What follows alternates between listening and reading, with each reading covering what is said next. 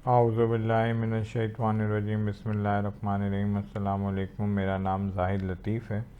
आज जो मैं आपसे टॉपिक डिस्कस करूँगा वो है MCQs on Krebs cycle.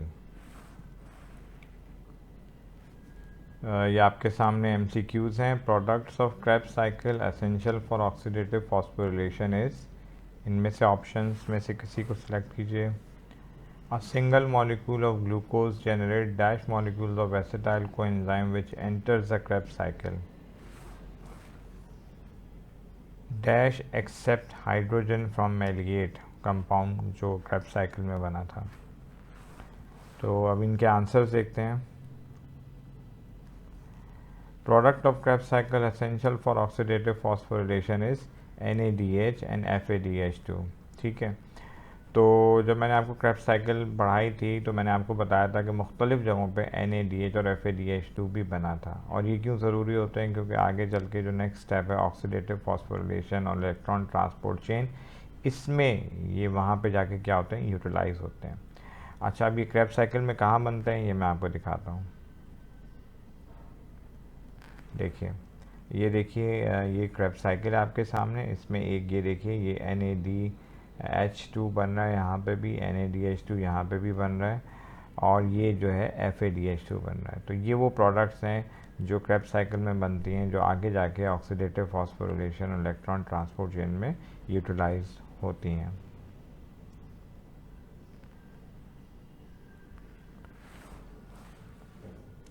A single molecule of glucose generates dash molecules of acetyl coenzyme which enter the Krebs cycle. The answer is 2। देखें, जब ग्लूकोज का मॉलिक्यूल ब्रेक डाउन होता है ग्लाइकोलाइसिस के प्रोसेस में, तो क्या बनता है, इनमें 2 पायरुवेट्स बनते हैं। तो 2 पायरुवेट्स बनते हैं, 2 पायरुवेट्स कंपाउंड बनते हैं। ठीक है, तो इसका मतलब ये हुआ कि एक पायरुवेट कंपाउंड जब कन्वर्ट होता है किस में, एसिटाइल को एंजाइम ए में। तो इसी तरीके से 2 पायरुवेट होंगे तो कितने एसिटाइल को एंजाइम बनेंगे, 2 एसिटाइल को एंजाइम बनेंगे।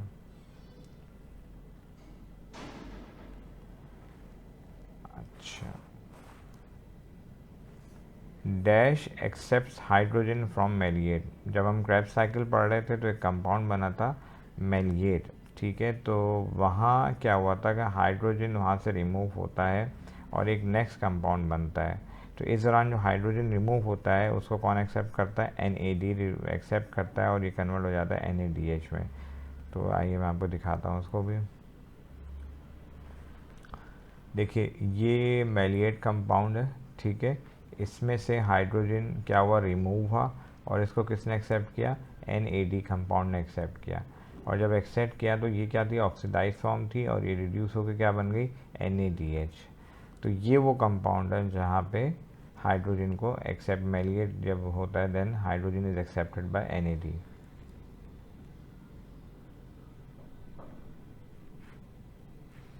अब हम नेक्स्ट स्लाइड पे चलते हैं, नेक्स्ट MCQs पे। Krebs cycle occurs in aerobic respiration due to, options हैं, acetyl coenzyme is formed from purate by dash reaction। कौन सा रिएक्शन कहलाता है। Which of the following is not formed during the Krebs cycle। Krebs cycle के दौरान कौन सा ऐसा कंपाउंड है जो नहीं बनता। आइए अब हम इनके आंसर्स देखते हैं। क्रेब्स साइकिल जो है ना वो एरोबिक कंडीशन में क्यों होती है, उसकी रीज़न ये है कि जो इलेक्ट्रॉन ट्रांसपोर्ट चेन है वहाँ पे ऑक्सीजन की ज़रूरत होती है, एरोबिक कंडीशंस की ज़रूरत होती है। नॉर्मली अगर आप देखें जो ग्लाइकोलाइसिस का प्रोसेस होता है जिसमें क्या होता है कि ग्लूकोज ब्रेक डाउन होता है, 2 पायरिक एसिड बनता है, ये हम माइक्रो ऑर्गेनिजम्स की बात कर रहे हैं।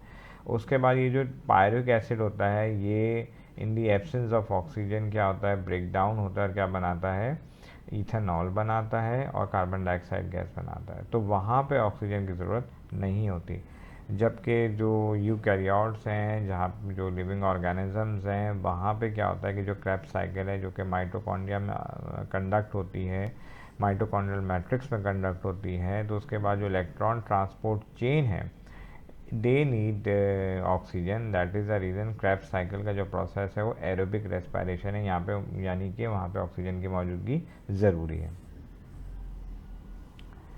Acetyl coenzyme is form from pyruvate by dash reaction. इसका आंसर है ऑक्सीडेटिव डीकार्बोक्सिलेशन। ठीक है, अब ये मैंने आपको पढ़ाया था और वो क्या था देखें, ये एसिटाइल कोएंजाइम, ये पायरुवेट कंपाउंड है, ये किस में कन्वर्ट हो रहा है, एसिटाइल कोएंजाइम में। इस प्रोसेस को हम क्या कहते हैं, डीकार्बोक्सिलेशन कहते हैं।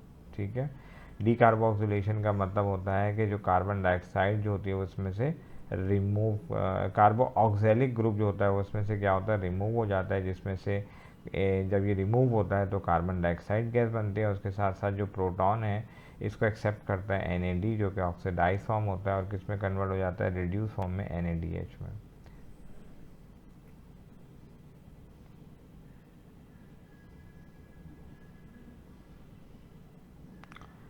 अब नेक्स्ट MCQs का आंसर देखते हैं।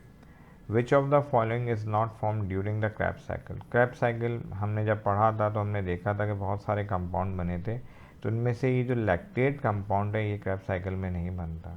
ठीक है, ये नॉर्मली जब एनारोबिक कंडीशन होती है मसल्स में तो वहाँ पे लैक्टेट बनता है। तो आइए मैं अब आपको इसको दिखाता हूँ साइकिल में कि लैक्टेट जो है कहीं पे भी नहीं बना। देखिए यहाँ पे कंपाउंड बनना शुरू है, ये है, ये कंपाउंड है, ये कंपाउंड है, ये compound, this one, this one, this one, और यहाँ पे कहीं पे भी जो लैक्टेट कंपाउंड है वो बनता हुआ आपको नज़र नहीं आ रहा। अब हम नेक्स्ट स्लाइड की तरफ चलते हैं MCQs के साथ। ATP synthesis is powered by, ATP की जो फॉर्मेशन होती है वो कैसे होती है, इनमें से कौन से फैक्टर्स इन्वॉल्व होते हैं। FAD is reduce in which of the reaction of the Krebs cycle. आपको याद है ना FAD क्रैब साइकिल में बना था, तो वो कौन सा स्टेप था जहाँ पे FAD जो था वो रिड्यूस हुआ था, तो उसको हमने यहाँ पे पॉइंट आउट करना है। क्रैब साइकिल में जो एनर्जी बनती है वो किस फॉर्म में स्टोर होती है, ठीक है, या लिबरेट होती है, जो भी आपको समझ आए। तो अब हम इनके आंसर्स देखते हैं। ATP synthesis is powered by proton gradient. अब ये प्रोटॉन ग्रेडियंट क्या होता है, जब मैंने आपको ऑक्सीडेटिव फॉस्फोरिलेशन पढ़ाया था तो मैंने आपको बताया था कि जो इंटर स्पेस होता है माइटोकॉन्ड्रिया का, ठीक है, उसमें क्या होती है, प्रोटॉन की कंसंट्रेशन बढ़ जाती है।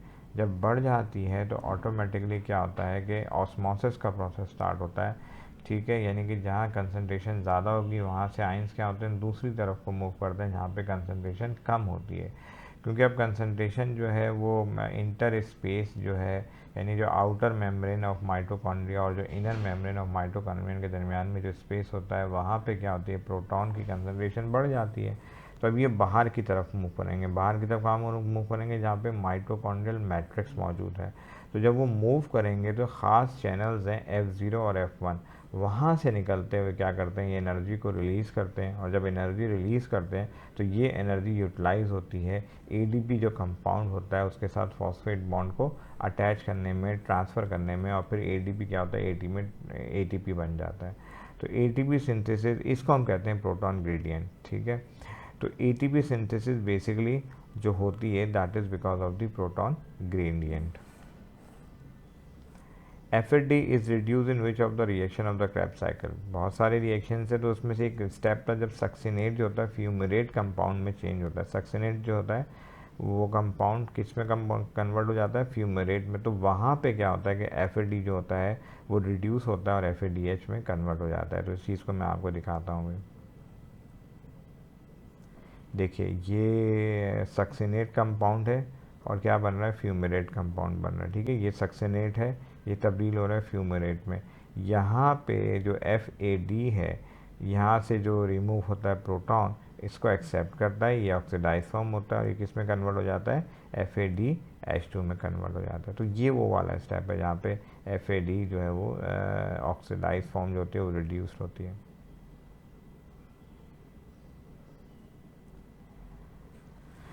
नेक्स्ट पे चलते हैं। क्रैब साइकिल में जो भी एनर्जी प्रोड्यूस होती है वो किस फॉर्म में जाके स्टोर होती है, ATP के फॉर्म में। वी ऑल नो दैट जो एनर्जी जो होती है वो ATP के फॉर्म में जाके क्या होती है, स्टोर होती है। नेक्स्ट MCQs की तरफ चलते हैं। In Krebs cycle 6 carbon compound is formed by the combination of acetyl coenzyme and, इनमें से कोई एक आंसर है। During one Krebs cycle number of carbon dioxide molecule release is, कितने मॉलिक्यूल्स रिलीज हुए? Most enzyme that take part in Krebs cycle are located in, इनमें से कौन से स्ट्रक्चर्स हैं जहाँ पे ये मौजूद होते हैं? अब हम इनके आंसर्स देखते हैं। क्रेब्स साइकिल में जो 6 कार्बन कंपाउंड बनता है जिसको हम कहते हैं सिट्रिक एसिड, ठीक है, ये कैसे बनता है कि एसिटाइल को एंजाइम ए और ऑक्जेलो एसिटिक जब आपस में मिलते हैं तो क्या बनता है? 6 कार्बन कंपाउंड सिट्रिक एसिड बनता है। तो इसको मैं आपको दिखाता हूँ।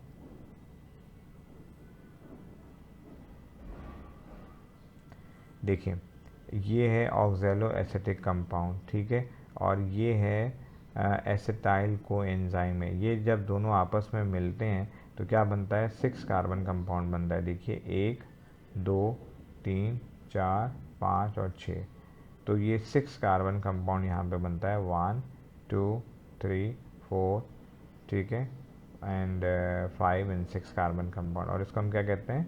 सिट्रिक एसिड कहते हैं।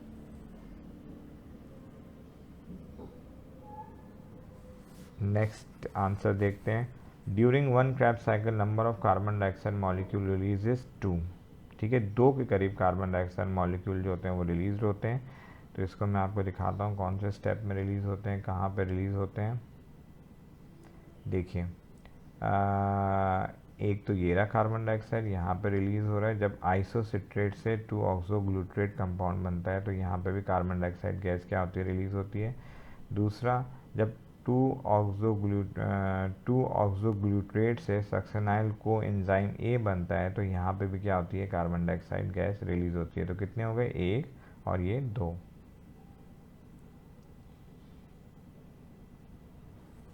नेक्स्ट आंसर देखते हैं। मोस्ट एंजाइम जो क्रेब्स साइकिल से होते हैं, जाहिर सी बात है जो माइटोकॉन्ड्रिया है वो सेल में मौजूद होता है, साइटोप्लाज्म में मौजूद होता है, और माइटोकॉन्ड्रिया जो होता है डबल मेम्ब्रेनस स्ट्रक्चर होता है, और उसमें जो एरिया होता है एक दैट इज़ माइटोकॉन्ड्रियल मैट्रिक्स, उसमें तमाम के तमाम एंजाइम्स मौजूद होते हैं जो कि क्रेब्स साइकिल में हमने जो डिफरेंट एंजाइम्स देखे जो इस्तेमाल होते हैं। अब हम नेक्स्ट स्लाइड की तरफ चलते हैं। The TCA cycle is an oxidative pathway requiring oxygen for operation. The enzyme which consume oxygen during the operation of the cycle is, इनमें से क्या आंसर है? Last electron acceptor in respiration is, which is the total yield of ATP in TCA cycle in eukaryotic cell, ठीक है, which is the total yield of ATP in TCA cycle in eukaryotic cells। अब इनके हम answers देखते हैं। तो इसका जो आंसर है नन ऑफ द अबव, क्योंकि उसकी रीज़न ये है कि जो ऑक्सीडेटिव पाथवे होता है उसमें ऑक्सीजन की ज़रूरत होती है, ठीक है, तो that's why it is not consume, it is produce, ठीक है, देन ये कंज्यूम नहीं होती, then again it is like it is consumed but none of the enzyme is involve, right.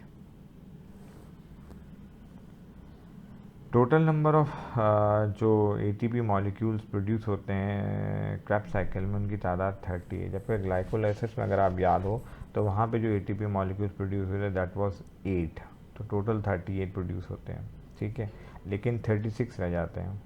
उसकी वजह मैंने आपको बताई थी जब मैं डिस्कस कर रहा था कि इसमें से 2 ATP जो होते हैं वो NADH को मूव करने में इस्तेमाल होते हैं, यानी कि साइटोप्लाज्म से माइटोकॉन्ड्रिया में। यहाँ मैं आपको चाहूँ तो मैं दिखाता हूँ आपको 30 नंबर कैसे हुए, ठीक है, 12 है, 30 जो ATPs हैं वो कैसे आए दिखाता हूँ मैं आपको। देखिए यहाँ आप गौर कीजिएगा कि एक तो ये NADH कंपाउंड बन रहा है, इसका मतलब क्या हुआ कि 3, क्योंकि एक NADH होता है वो 3 ATPs के बराबर होता है। यहाँ पे भी एक बन रहा है यानी कि 6, और यहाँ पे ये एक बन रहा है 7, और FADH जो होता है ना वो 2 के बराबर होता है, 9, और यहाँ पे भी 3 ATPs बन रहे हैं दैट इज़ 12। तो ये कितने हो गए? टोटल नंबर कितने हो गए? 12। अब ये जो 12 है जाहिर सी बात है ये एसिटाइल कोएंजाइम 2 दफ़ा बनेगा ना, तो 12 12 कितने हो गए? 24। इसके अलावा यहाँ पे अगर आप देखें तो ये भी एक NADH कंपाउंड बन रहा है, ठीक है, तो ये NADH कंपाउंड भी किसके बराबर है? 3 के, 27 हो गए। तो दूसरी दफ़ा पायरुवेट जब कन्वर्ट होगा 3 और मिलेंगे, तो इसका मतलब 30 हो गए। तो टोटल जो क्रेब्स साइकिल में नंबर ऑफ ATPs प्रोड्यूस हो रहे हैं डीकार्बोक्सिलेशन स्टेप को मिलाते हुए, दे आर 30। ठीक है, काउंटिंग में दोबारा से बता देता हूँ। देखें यहाँ जो बना 3 के बराबर है, ठीक है। फिर उसके बाद ये 3 हो गए 6, ये 3 हो गए 9, और ये 1 10, ये 2 के बराबर होता है 12, 12 और 3 15। तो अब क्योंकि ये साइकिल 2 दफ़ा कंडक्ट होती है, तो 15 को 2 से जब हम मल्टीप्लाई करेंगे तो 30 टोटल आ जाएगा। अब नेक्स्ट आंसर को देखते हैं, नेक्स्ट स्लाइड को देखते हैं। What is pyruvic acid in respiration. ठीक है, तो पायरुविक एसिड इन रेस्पिरेशन यानी इसमें जो है, पहले मैं MCQ दिखा दूँ आपको। जी हाँ, ये MCQs है। तो इसमें से कौन सा राइट ऑप्शन है उसको आपने सेलेक्ट करना है। Then the process of respiration largest among of forces born energy is produce during, कौन से वो स्टेप्स होते हैं जहाँ पे सबसे ज़्यादा जो है ना एनर्जी प्रोड्यूस होती है। ठीक है, तो अब इनके आंसर्स देखते हैं। देखिए, पायरिक एसिड जो होता है ना, रेस्पिरेशन में क्या होता है, 2 कार्बन फ्रेगमेंट्स में और 1 कार्बन डाइऑक्साइड में ब्रेक डाउन होता है। तो इसको मैं आपको दिखाता हूँ। ये देखिए, ये पायरुविक एसिड है।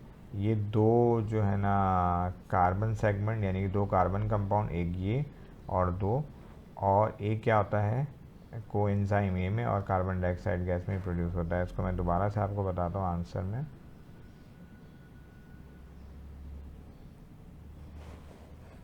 जी, एक मिनट। देखिए, द आंसर क्या था, broken down into 2 carbon fragments and carbon dioxide. ठीक है ना, तो यही चीज़ मैंने आपसे अभी डिस्कस की। दोबारा इसको रिकॉल करते हैं। देखिए, अब ये पायरुवेट कंपाउंड है। जब ये ब्रेक डाउन होता है तो एक तो कार्बन डाइऑक्साइड गैस इसमें से रिलीज होती है, ठीक है, और साथ में क्या होते हैं, 2 कार्बन कंपाउंड होते हैं, एक ये और एक 2। ठीक है, now moving again to the same slide.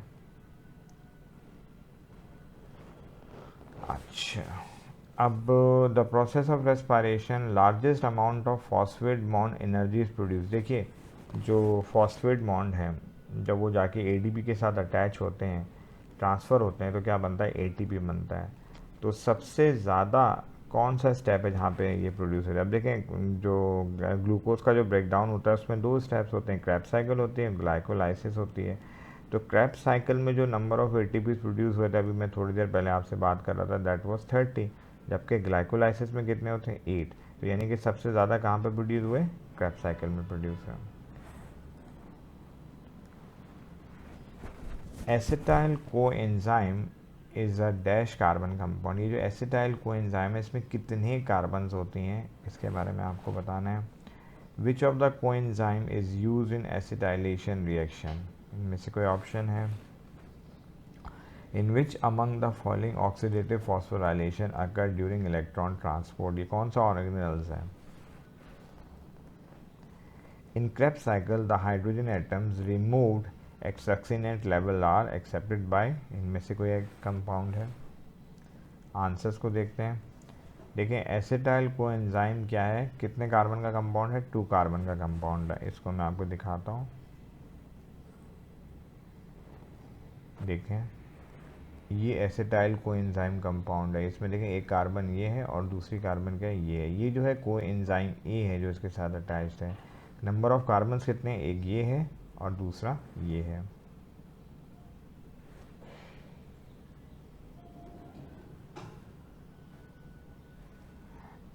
Then which of the coenzyme is use in acetylation reaction. कौन सा कोएंजाइम यूज होता है, कोएंजाइम ए। अभी मैंने आपको दिखाया भी था जब मैं इसको बता रहा था। अच्छा, in which among the following oxidative formulation occur during electron transfer. देखिए, जो क्रेब्स साइकिल है या ग्लाइकोलाइसिस, तो सेल के जो साइटोप्लाज्म का पार्ट है वहाँ पे होती है, लेकिन जो क्रेब्स साइकिल है वो कहाँ पे होती है, माइटोकॉन्ड्रिया में होती है। और इलेक्ट्रॉन ट्रांसपोर्ट चेन कहाँ पे होती है, मैंने आपको बताया था, वो कंडक्ट होती है इनर मेम्ब्रेन ऑफ माइटोकॉन्ड्रिया। सो इसका मतलब ये हुआ कि अगर आप ऑर्गेनल्स की बात कर रहे हैं तो माइटोकॉन्ड्रिया वो पार्ट है जहाँ पे क्या होती है, ऑक्सीडेटिव फॉस्फोरिलेशन होती है। लेकिन अगर आप मज़ीद इसको डीप में जाके देखेंगे तो आपको ये पता चलेगा जो इनर मेम्ब्रेन होती है माइटोकॉन्ड्रिया के, वहाँ पे इलेक्ट्रॉन ट्रांसपोर्ट मौजूद होती है एंड देन वहीं पे ये सारा प्रोसेस होता है ऑक्सीडेटिव फॉस्फोरिलेशन का।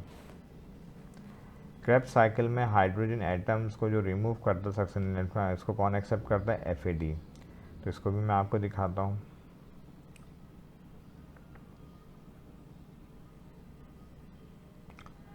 ये देखिए, अभी थोड़ी देर पहले भी मैंने एक क्यूज़ में इसको शेयर किया था। ये देखें अब ये जो सक्सिनेट है ये किस में कन्वर्ट हो रहा है, फ्यूमेरेट में। जब ये कन्वर्ट होता है तो यहाँ से ये पेयर ऑफ प्रोटॉन जो है इसमें से क्या होता है, रिलीज़ होता है। और इसको कौन एक्सेप्ट करता है, FAD। FAD क्या है, ऑक्सीडाइज फॉर्म है। तो जब ये इसको एक्सेप्ट करता है तो ये किस में कन्वर्ट हो जाता है, FADH2 में।